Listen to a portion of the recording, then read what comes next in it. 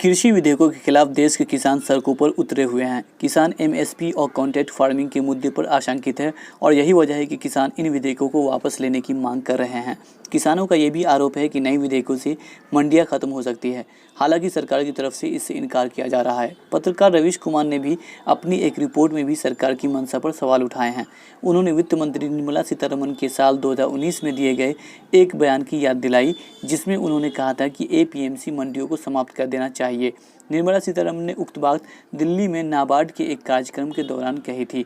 सीतारमण ने कहा था कि इसके लिए राज्यों को समझाने का प्रयास किया जा रहा है। उन्होंने कहा कि मैं ई नाम पर जोर देना चाहती हूं और कई राज्य सरकारें इस पर काम कर रही है। रवीश कुमार ने अपनी रिपोर्ट में ये भी बताया कि किस तरह से एग्रीकल्चर मार्केटिंग की राशि सरकार ने बजट में घटा दी है और साथ ही अब टैक्स लगाकर भी मंडियों को खत्म करना चाहती है।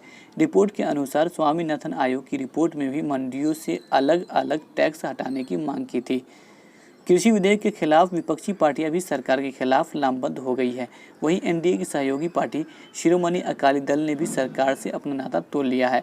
झारखंड के सीएम हेमंत सोरेन ने नए कृषि सुधार विधेयकों के संसद में पारित होने को देश के संघीय ढांचे पर सबसे बड़ा हमला बताया है और कहा है कि उन्हें समझ नहीं आ रहा है कि प्रधानमंत्री नरेंद्र मोदी किस दिशा में देश को ले जाना चाहते हैं। जाट आरक्षण समिति के नेता यशपाल मलिक ने भी कृषि अध्यादेशों का विरोध करते हुए कहा है कि इससे किसान तो मरेगा ही मरेगा, लेकिन खेती में जुटा मजदूर उनसे पहले मरेगा। उन्होंने बताया कि जब कॉन्ट्रैक्ट फार्मिंग से 200 एकड़ जमीन की खेती होगी तो मजदूरों से नहीं बल्कि मशीनों से काम लिया जाएगा, जिसका सीधा असर खेतिहर मजदूरों पर पड़ेगा। शिरोमणि अकाली दल के नेता सुखबीर सिंह बादल ने नए कृषि विधेयकों को पंजाब में बेअसर करने के लिए पंजाब सरकार से पूरे राज्य को कृषि बाजार घोषित करने की मांग की है। सुखबीर सिंह बादल ने इसके लिए पंजाब सरकार से अध्यादेश लाने की मांग की है। बता दें कि कृषि बिल के खिलाफ देश भर के किसानों का विरोध प्रदर्शन जारी है। पंजाब के अमृतसर में लगातार दूसरे दिन रेल रोको आंदोलन जारी है।